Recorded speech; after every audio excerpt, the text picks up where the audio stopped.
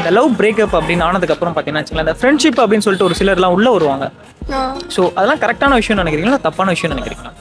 ஜென்யூனா உண்மையாகவே அவங்கள வந்து நீங்கள் அவங்களுக்கு எமோஷ்னல் சப்போர்ட் பண்ண மட்டும்தான் வரீங்கன்னா ஆப்வியஸ்லி. ஆனால் இந்த டைமில் கரெக்டாக உள்ளே வராங்கன்னா ஆப்வியஸ்லி அது வந்துட்டு ஃப்ரெண்ட்ஷிப்புன்னு இல்லை.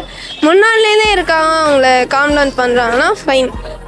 பிரேக்கப் ஆச்சுன்னு தெரிஞ்சு வந்தாங்கன்னா எனக்கு ஒன்று சொல்ல என்ன இருந்தாலும் சரி, பொண்ணாக இருந்தாலுமே சரி, ஆக்சுவலாக 2 பேருமே இது ஒரு விஷயமா தான் போயிட்டு.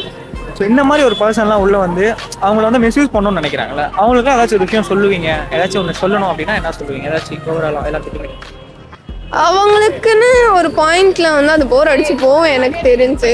ஸோ அப்போ வந்து அவங்கள யாராச்சும் அந்த மாதிரி பண்ணும்போது அவங்களுக்கு அந்த ஃபீலிங் தெரியும். ஸோ அதனால எமோஷ்னலாக ஒருத்தவங்களை பிரேக் டவுனில் இருக்கவங்கள திரும்ப எமோஷ்னலாக நம்ப வச்சு திரும்ப பிரேக் பண்ணுறதுக்கு பதிலாக உண்மையாகவே சப்போர்ட் பண்ணிட்டு போகிறது இன்னும் நல்ல விஷயம். அவங்கள இன்னும் நிறைய நாள் ஞாபகமும் வச்சுப்பாங்க நல்ல விதமாக.